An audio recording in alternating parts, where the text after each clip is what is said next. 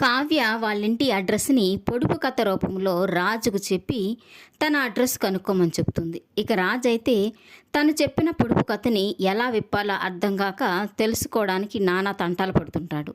ఇక ఈ వజ్రాల కొండ అంటే ఏంటి అని తెగ ఆలోచిస్తూ, సరే దీన్నైతే గూగుల్లో సెర్చ్ చేస్తామని ల్యాప్టాప్ తీసుకొని అందులో వజ్రాల కొండ అని టైప్ చేసి దానికి అర్థం చూస్తూ ఉంటాడు. ఇక రాజు తనలో తనే అనుకుంటూ ఉంటాడు, అంతరిక్షంలోకి ఉపగ్రహాలు పంపించే సైంటిస్టులు కూడా నాలాగా ఇంతలా రీసెర్చ్ చేసి ఉండరు. నా ఓవర్ యాక్షన్ కాకపోతే నాకెందుకు శ్రమ? ఆల్రెడీ ఒకసారి పోలీసునని చెప్పి కళావతి ముందు ఫూల్నైనాను. మళ్ళీ ఇప్పుడు నేను తెలివైన వాడినని ప్రూవ్ చేసుకోవడానికి ఇంతలా కష్టపడాల్సి వస్తుంది అని అనుకుంటూ సెర్చ్ చేస్తూ ఉంటాడు.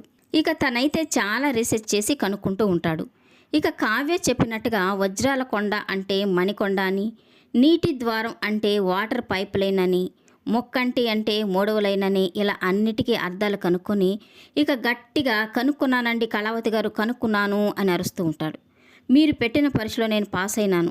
ఈ విషయం మీకు చెప్పి మీ చేత శబాష్ అనిపించుకునే వరకు నేను నిద్రపోను అని కావ్యకి ఫోన్ చేస్తూ ఉంటాడు. ఇక కావ్య అయితే మంచి నిద్రలో ఉండి ఎవరు కాల్ చేస్తున్నారా ఈ టైంలో అంటూ ఫోన్ తీసుకొని చూస్తూ ఉంటుంది. ఇక రాజు చేయడం చూసి, ఏంటినా ఈ టైంలో ఫోన్ చేశారు?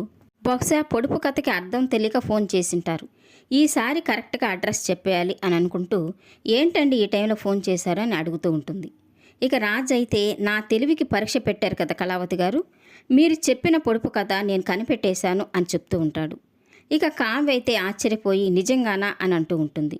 అవును కళావతి గారు, నా మేధస్సుకు పదును పెట్టి మీరు చెప్పిన పొడుపు కథ నేను చెప్పేస్తాను అని అంటూ ఉంటాడు. ఇక కావ్య అయితే, ఏది చెప్పండి చూద్దాం అని అంటూ అడుగుతూ ఉంటుంది. ఇక రాజు అయితే చెప్తున్నాను వినండి. మణికొండ పైప్ లైన్ దాటాక స్ట్రీట్ నెంబర్ 3లో 30 అడుగులు వచ్చాక అక్కడ ఒక సూర్యుడి టెంపుల్ ఉంటుంది కదా, ఆ టెంపుల్ నీడపడే దగ్గరే మీ ఇల్లు. చూసారా నేను ఎంత కరెక్ట్గా కనిపెట్టేశానో అని చాలా సంతోషపడిపోతూ చెప్తూ ఉంటాడు.